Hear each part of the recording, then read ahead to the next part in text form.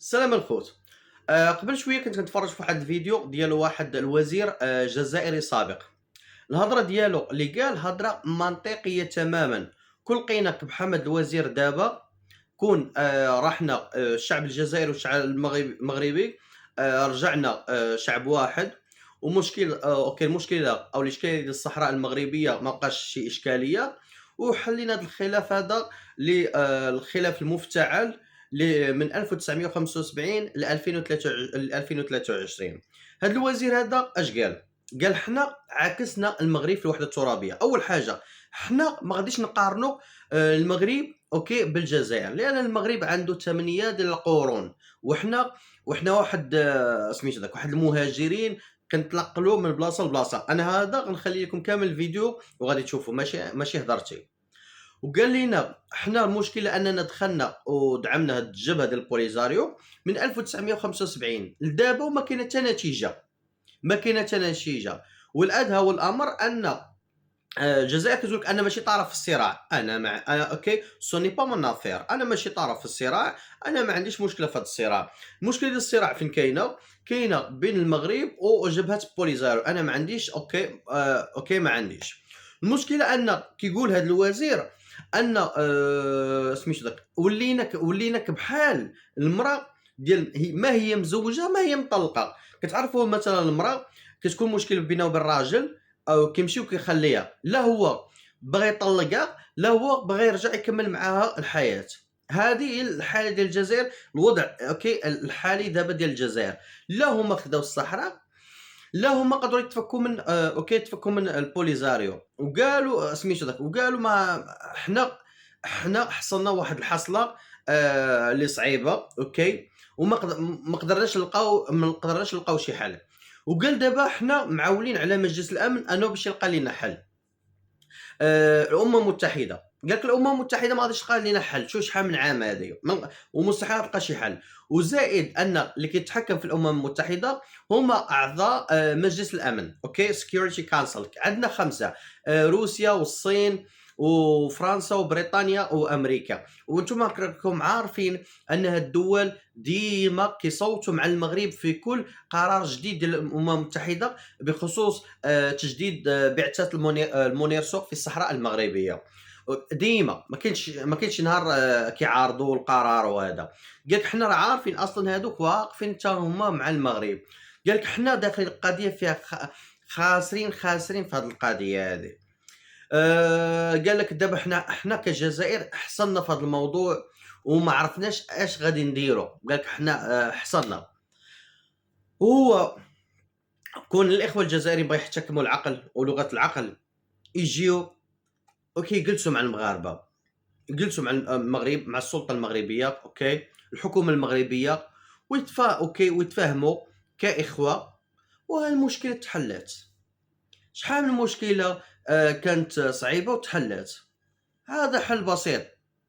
يلا خوت نخليكم على الفيديو ديال وزير الخارجيه السابق وتحيه ليه من هذا المنبر. احنا دائما لساننا طوال كجزائريين، لساننا طويل. قال المغرب هذا هما يبحثوا على استراتيجيات الدوام في التاريخ. احنا ما عندناش، احنا شعب بدون دستور، ما عندناش كواغت في التاريخ هايمين. نو سوم دي كلونديستان دو ليستوار، نو سوم دي ريسكيور دو ليستوار. زادن بلا كواغت كما الهجره الغير الشرعيه. احنا عباره على هجره غير شرعيه في التاريخ. زاد من هكذاك المغرب الدوله المروك دولة تأسست منذ قريب 7-8 قرون، وهي نفس الحكام نفس النظام. سميه دوك انت الملكية، سميه المخزن، سميه يعني إمارة كما تحب، لكن دولة مستقرة مستمرة منذ ماشي ما تبدل فيها. احنا تمحينا، احنا الاستعمار جاء بشكل كولونيزاسيون دو بوبلومون، يعني جاو مليون فرنسي اسباني بورتوغي وايطالي ولا استيطاني جاو هنا، وحنا حطونا على الهامش، رماونا للجبال والصحاري، هما داو المدن وبناو المدن هما اللي بناوها ماشي حنا بنيناها. الدولة الغير المستقرة في تاريخها اللي تاريخها القديم غير واضح، ومستقبلها يعني ماشي برك ماشي واضح، يعني صومبر اوبسكور، يعني مظلم، يعني فيه ظلام. رؤيتنا لمستقبلنا يعني تخوف مخيفة، وحنا الجزائريين شاعرين بها. احنا حاضرنا هو إعادة معيشة الماضي. احنا جزائريين مؤلفين بالهبال هذا وعايشين في الهبال هذا، كاننا يعني في دار المخلين عقليا، انا زيل دو فو، يوريونا باللي مستقبلنا هو ماضينا. هذا الشعب مهبول، هذا الشعب يعني راهو يشوف الماضي، ما عندوش مستقبل، ما عندوش صور حول المستقبل يعطيها لنا نشوفوها، او حول الحاضر. هل لدينا مشروع مجتمع؟ لا. مثلا مع قضيه، مع مشكل مع المغرب، هذا الناس كل جزائري يعرفوا، من اجل يعني بسبب قضيه الصحراء الغربيه. الصحراء الغربيه دوكاتيك عندها الازمه هذه 40 سنه، بدايه السبعينات، ما ربحنا فيها شيء، ما تقدمنا في الملف هذا، ما قلنا باللي الملف هذا تاعنا ولا ماشي تاعنا، قال نتلاعبوا، قال هذا قضيه الامم المتحده، والامم المتحده ماشي معوله تجد حل لهذه القضيه. المغرب دا الارض، احنا دينا الشعارات، قال احترام حريه تقرير المصير للشعوب. قاعدين يعني كما قلت لك واحد الخطا، استعملت الصوره لا بروا اي لومبر، المروك دا لا بروا، الفريسه، وحنا دينا الهضره.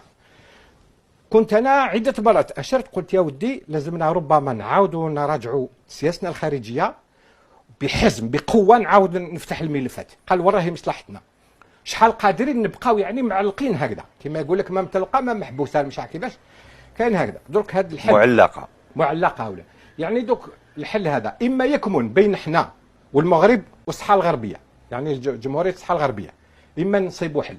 40 سنه الامم المتحده ما صابتناش حل وما راحش تصيب حل، والامم المتحده اللي يسيرها مجلس الامن، اعضاء المجلس الامن كلهم يعني تبناو الموقف المغربي ماشي الموقف الجزائري. نعم. احنا خاسرين حاصلين في هذه الازمه هذه، وربما كاش نهار يقدر يتسبنا في حرب مع المغرب. لازم نفتحوا عينينا على الحقائق.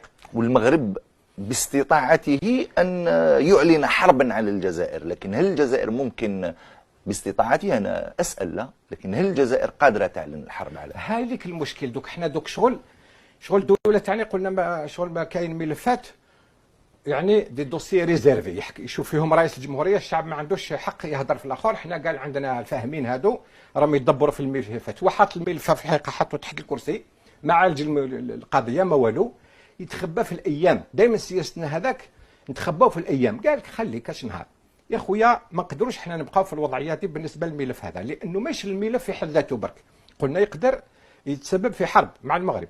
حنا درك على غربنا، المروك عنده ستاتيو هذا تاع مومبر اسوسيي، يعني عنده ستاتيو تاع مومبر اسيميلي دو لوطون مع امريكا منذ الابد، منذ الستينات. هو بالمناسبه سيد نور الدين بكروح، العضويات في لوطون هي عضويات مختلفه يعني كما دوك الاتحاد الاوروبي مثلا، الاتحاد الاوروبي على الصعيد الاقتصادي عنده ديزاكور داسوسياسيون مع المغرب منذ التسعينيات، مع تونس، وفي بدايه القرن هذا 21 مع الجزائر.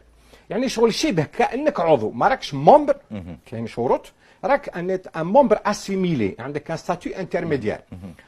دوك على غربنا عندنا دوله جارنا عنده تحالف عسكري اقتصادي في كل ما سياسي، هذا المغرب. تونس صبحت كيف غدوه الله لا يقدر، رانا غربا وشرقا، ما نهضرش على جنوبا، ليبيا مهلوكه الحاله، موريتانيا، المالي، النيجر، كلهم الناس كل تعرف باللي راه يعني واش وين راهم مستقبلنا حنا. وزيد حنا بزاف الناس يقول لك حنا دوك عندنا جيش متطور، كسب خبره، لكن الجيش هذا منين يجي؟ 99% من التجهيز تاعو جاي من الخارج. كل الاجهزه العسكريه كي تدخل عندنا، امريكا عندها القائمه، كل الدول، فرنسا عندها القائمه بالضبط، على بالهم مستوى تاعنا التجهيزي، العتاد اللي عندنا، القدرات العسكريه يعرفوها خير منا ربما، ويعرفوا وين راهي ويعرفوا قدرتها، وعندهم كل المؤهلات باش هذه القوه العسكريه يقدروا يعني يجعلوا منها ما تتحركش كما داروا مع صدام حسين، مع عندهم لي ساتيليت عندهم. اذا وين راهي هذه الرؤيه الجيوستراتيجيه كيفاش يقولوا الاستشرافيه لمستقبل الجزائر؟ هل احنا نقول لك، انا قلت لك لو كان الجزائر عرضت على امريكا باش تحصل على لو ستاتيو هذا كما دارت تونس، ما كانوا يقبلوها امريكا. لماذا؟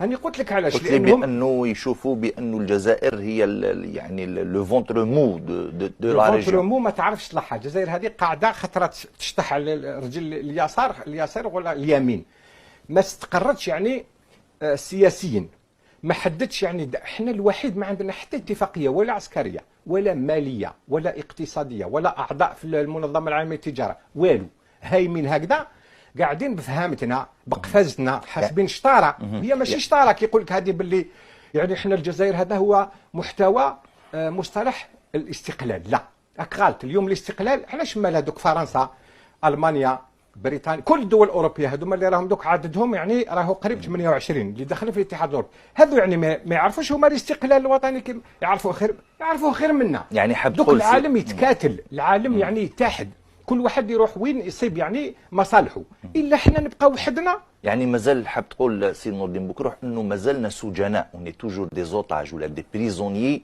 دو كونسيبت، يعني دو كونسيبت تاع الستينات والسبعينات اللي كانوا في الستينات غالطين ماشي محسوب قدامه برك.